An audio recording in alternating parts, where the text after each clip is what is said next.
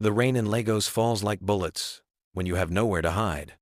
It pounds the corrugated iron roofs of Ajegunle's slums with the fury of 1,000 drums, and when you're sitting on cold concrete with nothing but torn clothes between you and the storm, every drop feels like punishment from heaven itself.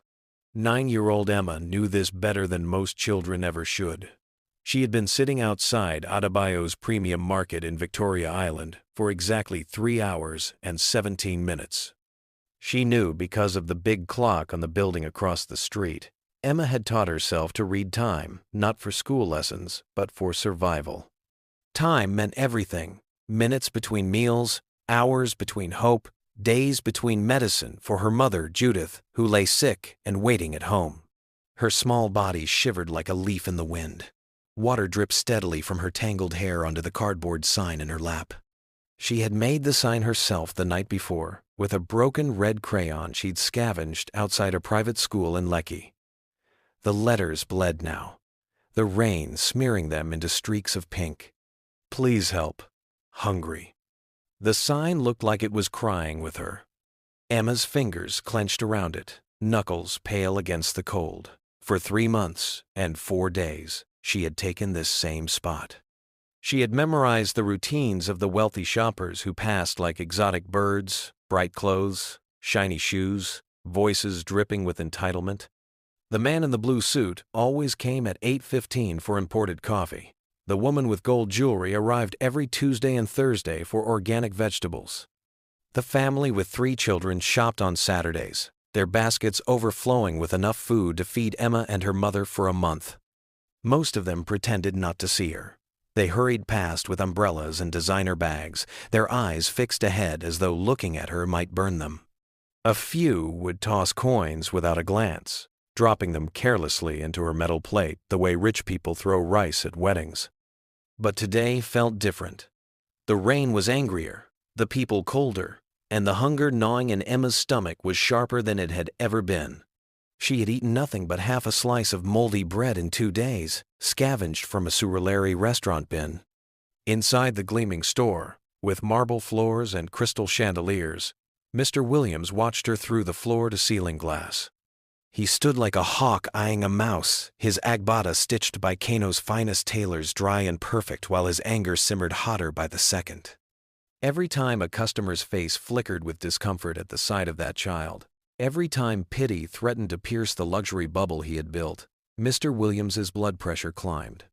This small girl was destroying his empire, his reputation, the image of Adebayo's premium market as the crown jewel of Lagos's elite shopping. The complaints had already begun. "Sir, that child outside is making my children ask uncomfortable questions," Mrs. Ajegunle had told him just yesterday as she paid for her monthly basket of imported wines and French cheeses. Perhaps she should find somewhere else to sit. The threat had been subtle, but clear.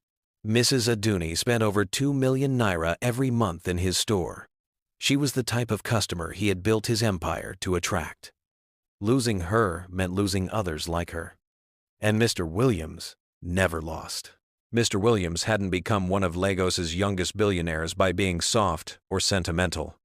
His rise from the dusty streets of Mushin, where he once pushed a wooden cart of tomatoes and peppers, to owning the most exclusive grocery chain in West Africa, was paved with ruthless choices and harder sacrifices. He remembered hunger. He remembered torn shirts worn for weeks, the humiliation of poverty. But those memories didn't soften him. They hardened him. If he had clawed his way out of poverty through sheer determination, why couldn't everyone else? Why should he pity a child who sat outside his empire, staining his brand with her misery?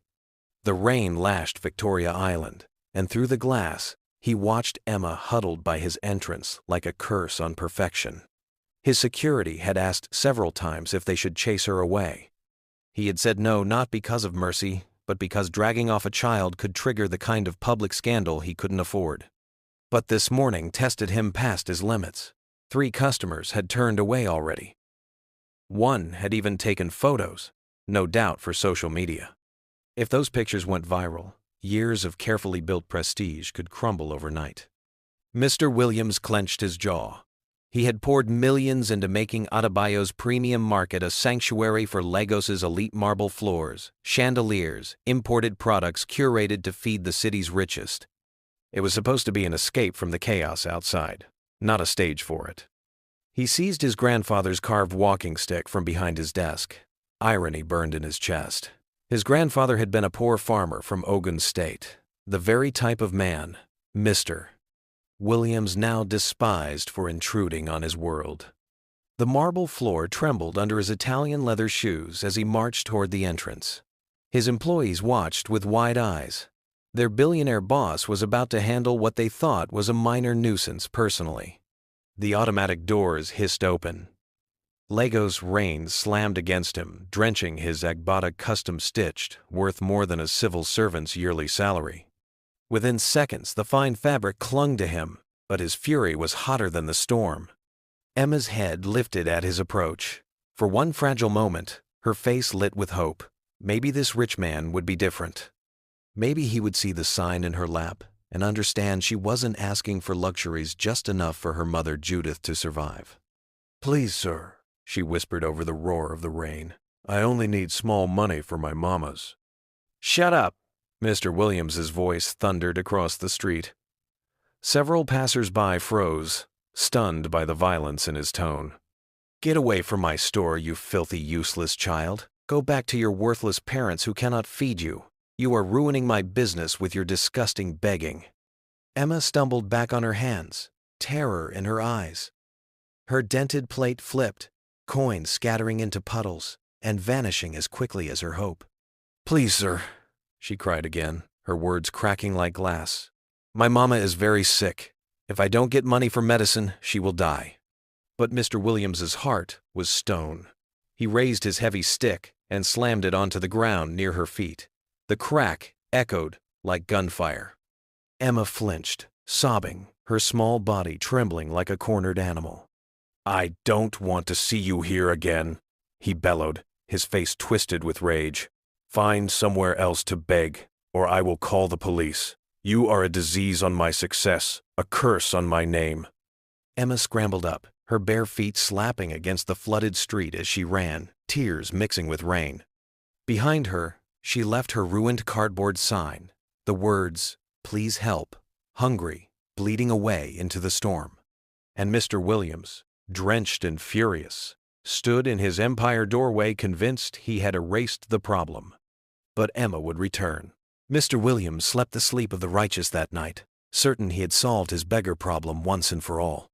In his Ikoyi mansion, cooled by humming air conditioners, surrounded by Italian imported furniture and paintings worth more than most Lagos homes, he drifted off, dreaming of loyal customers and rising profits.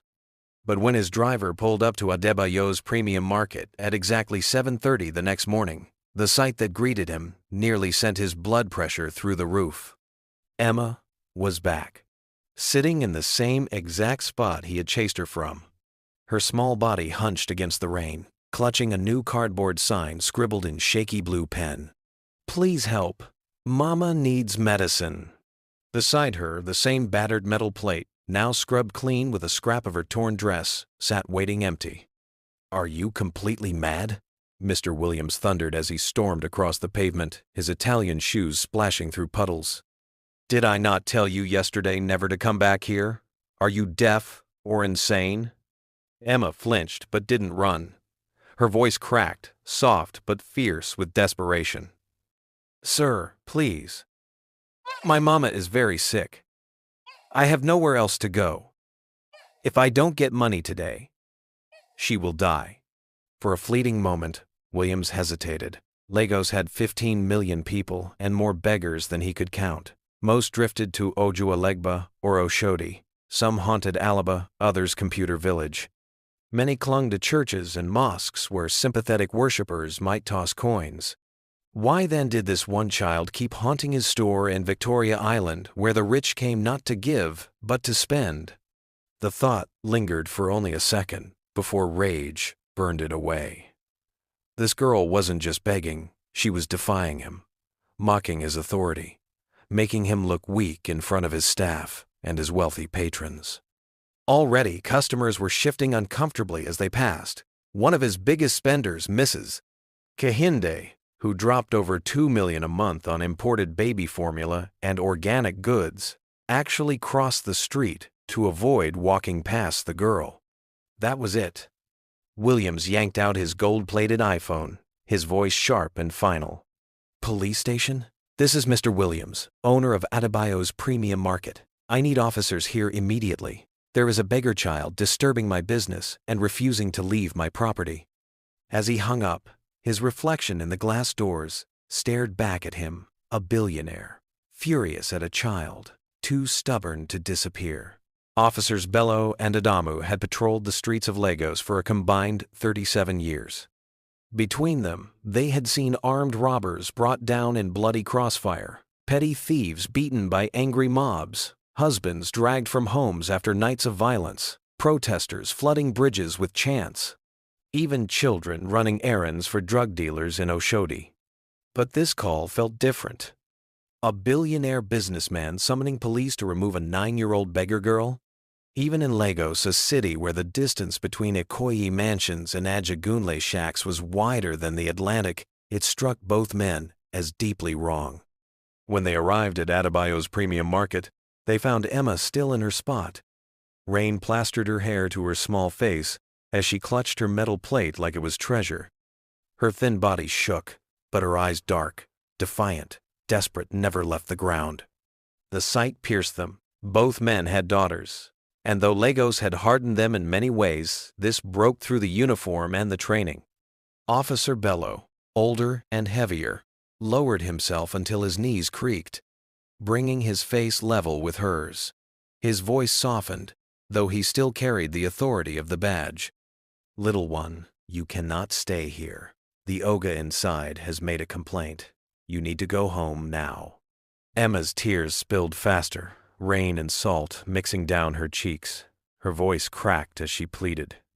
"I cannot leave, sir. Please, I cannot leave. My mama, her name is Judith, she needs medicine.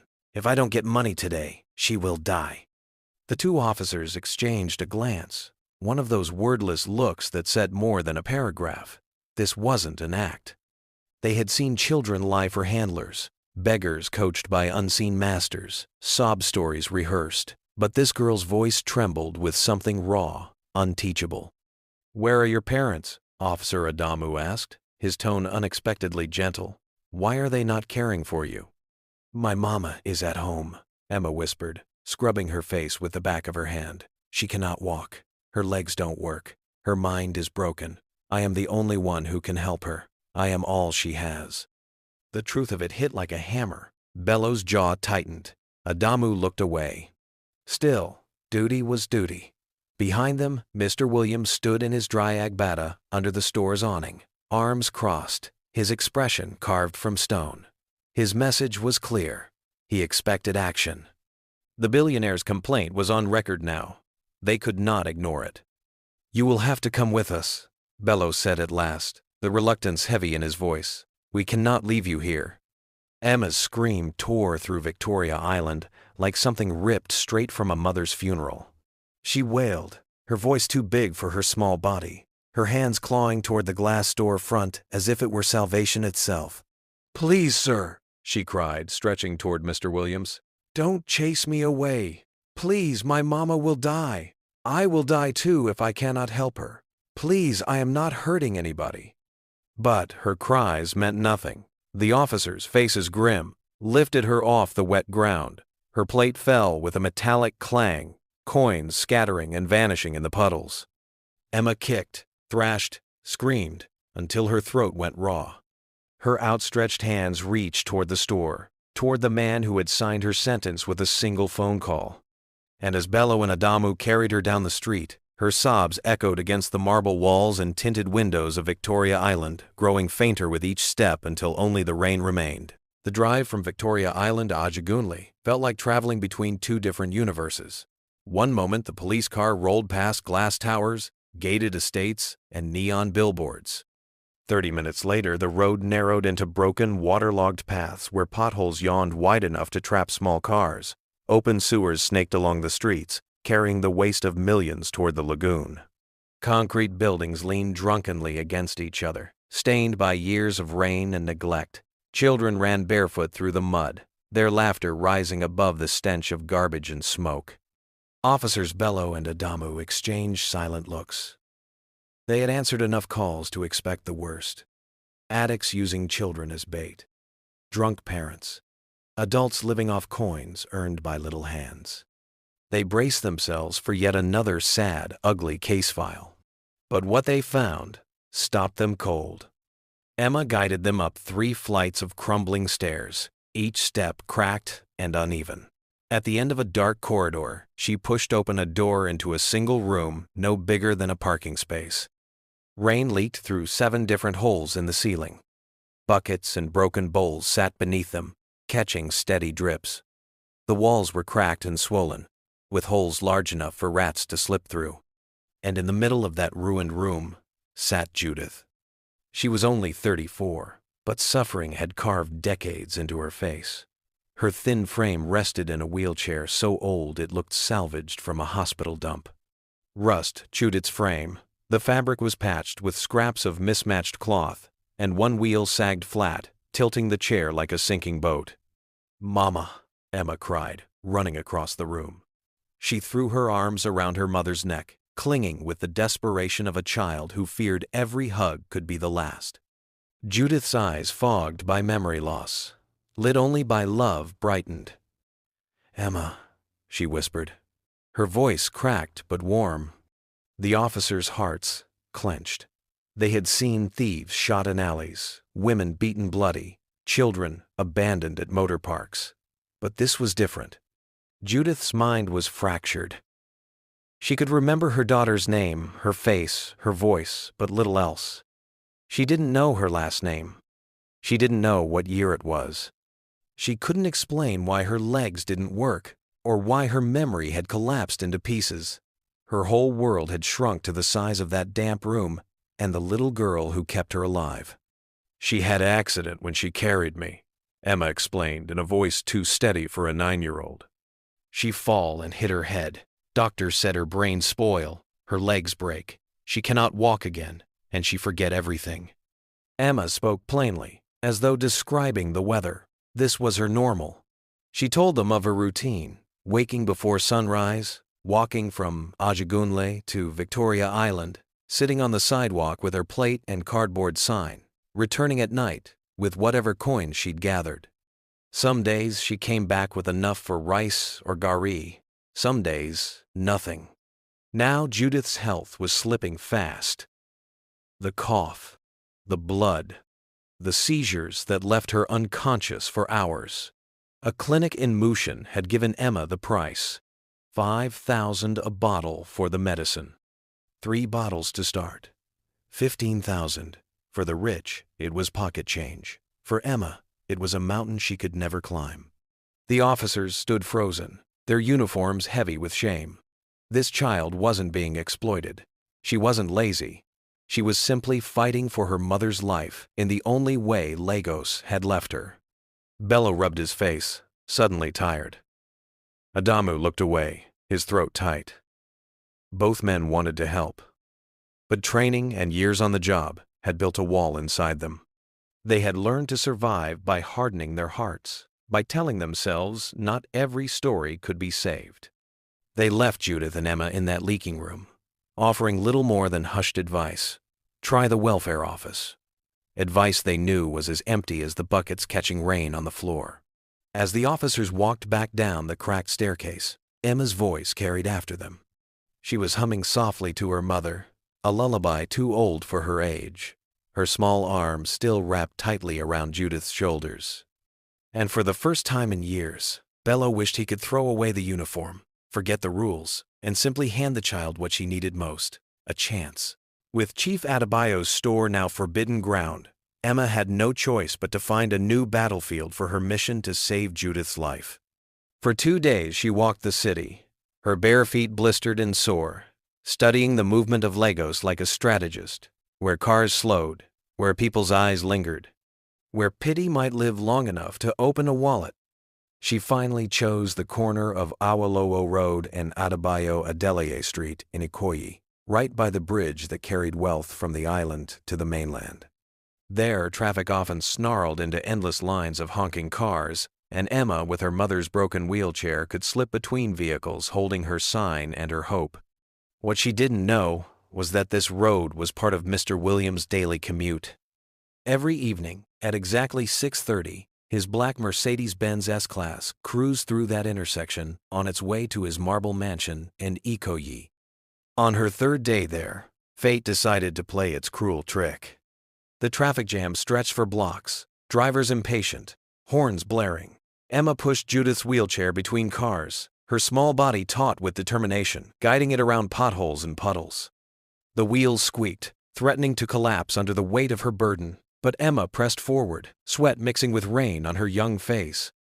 Inside his Mercedes, cocooned in leather seats and classical music, Mr. Williams scrolled through emails on his gold iPhone. He was lost in profit charts and expansion plans when something made him look up. And there, just 2 cars ahead, he saw her. Emma. Her thin arms straining against the wheelchair handles, her head bent with focus, her small frame moving like someone who had learned too early that the world gave nothing freely. Mr. Williams' eyes flicked to the woman in the chair. From behind, he caught only fragments: the way her shoulders sloped, the delicate curve of her neck, the tilt of her head. Something about that posture cracked open an old memory he thought he had buried. For a second, it felt like standing on the edge of a dream déjà vu, mixed with a hollow ache. He leaned forward instinctively, but pride froze him. What were the chances that this ragged woman in a rusted wheelchair could be tied to his world?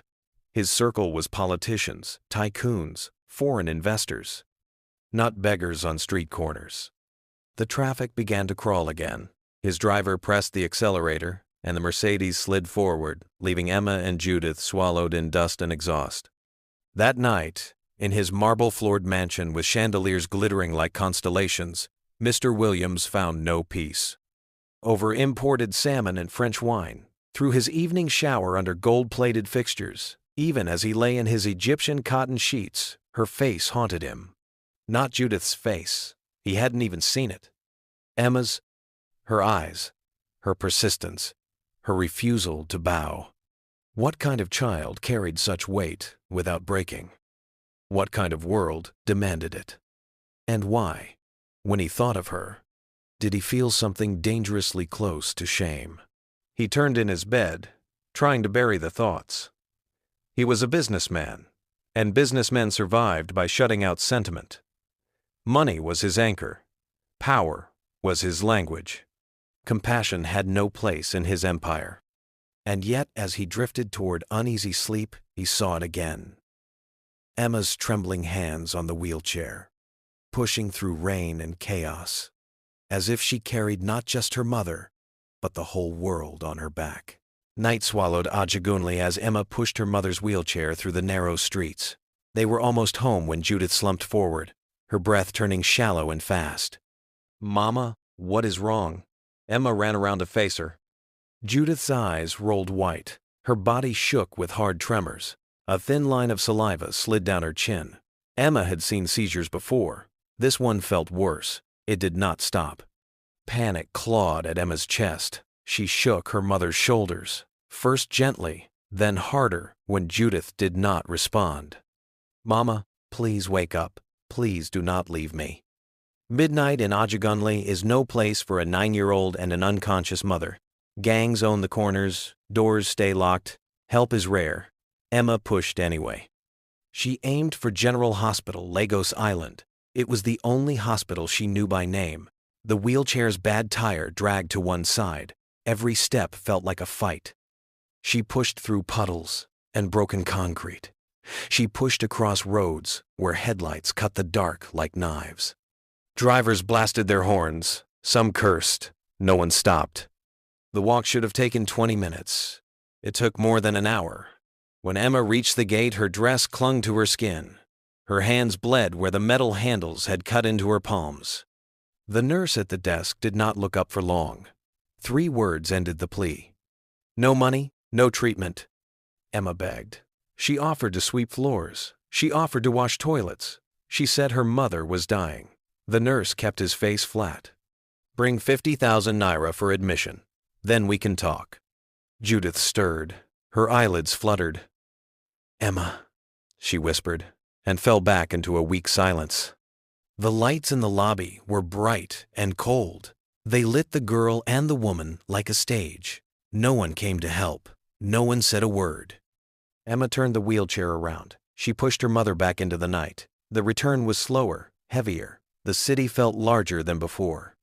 When they reached their building, a paper on the door ended the day. The landlord had changed the locks.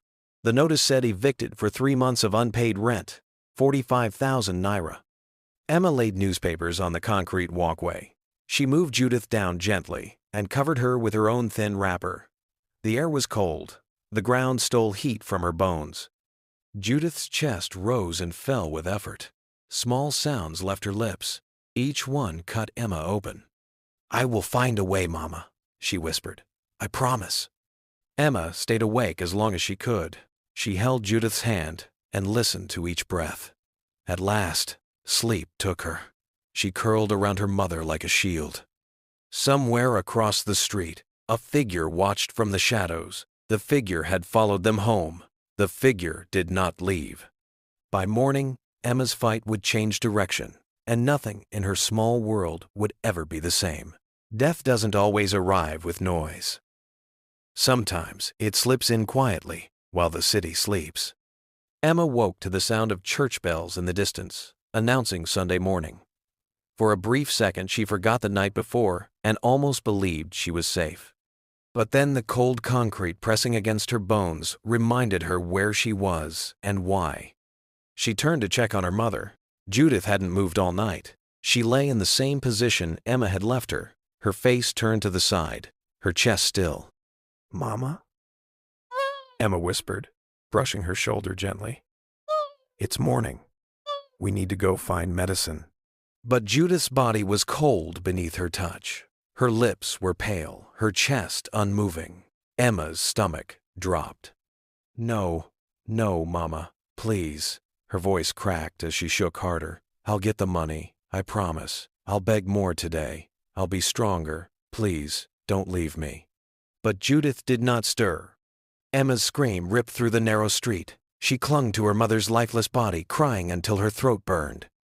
Every humiliation, every coin begged for, every long walk through rain and hunger, all of it had been for nothing. Neighbors emerged, some on their way to church. They gathered, whispering and shaking their heads. A few clucked their tongues. A few even lifted phones to capture the sight. But no one bent to help the 9-year-old girl who had just lost the only person she had in the world. Emma's grief burned into rage. The landlord who had locked them out, the hospital that had refused them, the billionaire who had chased her away from his store. They had killed Judith as surely as if they had struck her down themselves. She pressed her forehead against Judith's cold one, then pulled back, fire in her eyes. "I'll make him answer," she whispered. She would go back to Mr. Williams' store, not to beg, not to plead, but to confront the man who had buried her mother with his cruelty. What Emma didn't see was the figure across the street, half hidden by shadows, the same man who had watched them the night before. He had stood there through the dawn, waiting. Now, as Emma cried over her mother's body, he pulled out a small phone, dialed a number, and spoke softly. "She's dead," he said. "The girl is alone now."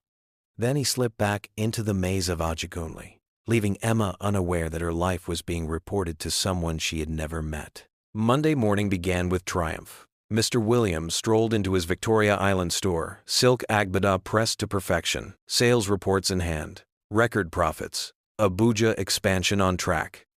And the beggar girl finally gone. His empire was untouchable.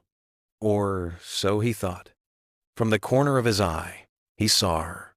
Emma, small, soaked, and walking with a fire he had never seen before. Not the pleading weakness of a beggar, something sharper. A grief that had hardened into rage. Mr. Williams stormed outside, his voice booming over the chatter of customers. "Are you insane? How many times must I warn you? Stay away from my business. Do you want to destroy everything I've built? He grabbed her thin arm to drag her off the pavement, then froze. Around her neck, glinting against her damp skin, was a golden pendant, unique, familiar, a piece of his past he had buried beneath wealth and pride. The design caught the morning sun in the same way it had 9 years ago, when he had chosen it in a jeweler's shop in Kano. He had watched every step of its making, had it engraved with care, and placed it around one woman's neck with a promise he had been too proud to keep. Judith, the woman he had once loved enough to imagine a future with. The woman who had vanished, leaving behind silence, unanswered questions, and a wound that had never closed. His voice cracked, barely audible over the traffic. Where did you get this? Emma clutched the pendant. Through fresh tears, her voice was steady. My mama gave it to me before she died. She said it was from my papa, but he never came for us because he didn't love us. The world tilted under Mr. Williams' feet. Judith, pregnant when she disappeared. This child 9 years old. The math punched through his chest like a blade. He staggered, breathless. The lies he had been told all those years ago that Judith had betrayed him, that she had vanished by choice, crumbled in an instant. Take me to your mother, he said, his voice trembling with urgency. Emma didn't hesitate. She turned and began walking, small feet splashing through puddles, pushing the broken wheelchair that carried nothing but her grief. Mr. Williams followed in his black Mercedes-Benz, the air-conditioned silence of his car mocking the heat and chaos of the slums Emma led him into. His pride would not allow her inside, but something stronger than pride, something dangerously close to guilt, kept him on her trail. The journey dragged him across the real Lagos. From the gated quiet of Ikoyi, through markets bursting with noise and hunger, to the cracked concrete of Ajegunle where every building leaned with fatigue. And with each turn, each street, each sight of Emma's small back pressed against the weight of her world, Mr. Williams felt his convictions cracking. All his life he had told himself poverty was a choice, that those who suffered simply hadn't worked hard enough, hadn't fought ruthlessly enough, that he had risen from Mushin by sheer will so anyone could do the same. But here was a child who had more will than 10 grown men. A child carrying burdens that would crush most adults. A child who, if her words were true, was carrying his blood in her veins. And as his car rolled deeper into Ajegunle, he noticed something that made his stomach twist. A man leaned against a rusted fence, pretending to smoke, his eyes locked not on him but on Emma. Mr. Williams' chest tightened. Whoever that man was, he wasn't random.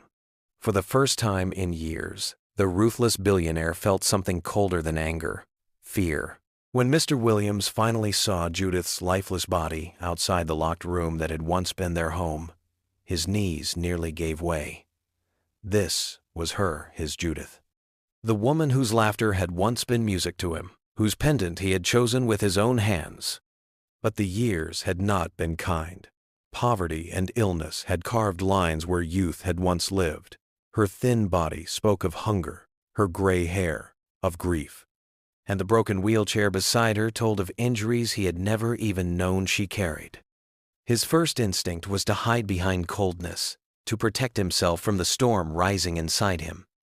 She deserved this, he muttered, his voice hollow. She left me. She abandoned me when I needed her most. Emma's scream cut through him like a blade. You lie! Her small fists clenched, her tear-streaked face burning with rage. My mama never left you. She loved you until her last breath. It was your father who hated her because she was poor, because she had nothing to offer. The truth spilled out like fire from her chest. Judith hadn't vanished by choice. She had been taken. On the night she was meant to meet him, Elder Williams' men had dragged her to a warehouse in Ikeja. There they had offered her 10 million naira to disappear forever. She refused, Emma cried. She told them she would never stop loving you. She begged them to let her go back to you. And they beat her for it. Every word struck like a hammer. Judith's ribs broken, her body battered but her heart unyielding. Then the final blow, Elder Williams himself, running her down with his Mercedes when she tried to escape. The crash that crushed her legs, damaged her brain, and turned her into the fragile woman who had raised Emma from a wheelchair. "She wanted to come back to you every day," Emma sobbed. "But she thought you would hate her for what she became. She thought you would be ashamed." Mr. Williams staggered back, choking on the weight of it. For 9 years he had believed his father's lies that Judith had betrayed him, that she had chosen another life. In truth, she had been silenced, crippled, and hidden while carrying his child. "She never stopped loving you," Emma whispered. "Not for one single day." Something inside him shattered. The man who had built walls of pride and cruelty to survive fell to his knees beside Judith's body and wept like a child. He wept for her suffering, for Emma's stolen childhood, for every harsh word he had spat at his own daughter without knowing she was his blood. He wept for the man he had become and the man he should have been. From the shadows nearby, the watcher stepped forward, the same man who had haunted Emma's nights. His face was expressionless as he reported the final truth. Elder Williams ordered it all. He made sure she never returned. The last piece fell into place. His father had orchestrated everything. Mr. Williams carried Judith's body with his own hands, refusing to let anyone else touch her. He gave her a funeral Lagos would never forget. Flowers from Holland, a casket carved from the finest wood, a burial that honored the woman his father had tried to erase. Emma moved into his Ikoyi mansion that same day. She slept on silk sheets and ate full meals for the first time in her life, but she never let wealth erase her past. On her bedside table, she kept her mother's rusted begging plate. In her room, she placed the battered wheelchair, not as a curse, but as a monument to strength. And Mr. Williams, no longer the ruthless man who once drove Emma away, became something else. A father who finally understood that true wealth was not money, but love. His final act was justice. He dragged his father, Elder Williams, to Kirikiri prison with his own hands. The old man confessed under his son's fury, admitting he had destroyed Judith to protect the family's name. But the name was ruined forever, stained with her blood. Emma's story spread through Lagos like a legend. A girl who had begged in the rain, who had lost everything, who had carried her mother's broken body and her father's blind cruelty, yet still found a way to change both their lives. The rain still fell in Lagos, but Emma no longer heard it as punishment. To her, it was a memory of a mother who gave everything, and of a love that refused to die, even in the cruelest of storms. And so, dear viewers, we have come to the end of the story. Emma's journey reminds us that everyone we pass carries a struggle we may never see. Real wealth isn't in cars, houses, or bank accounts. It's in compassion, in love, and in the kindness we choose to show when the world looks away. If this story touched you, don't let it end here. Please subscribe and turn on the notification bell so you won't miss the next story. And to those already subscribed, thank you, truly. Your support means the world. If you felt something while listening, like the story, and drop a comment below. It helps more people discover Emma's story, and it tells the algorithm this is worth sharing. Because sometimes, the story of one small girl can remind us all what it really means to be human.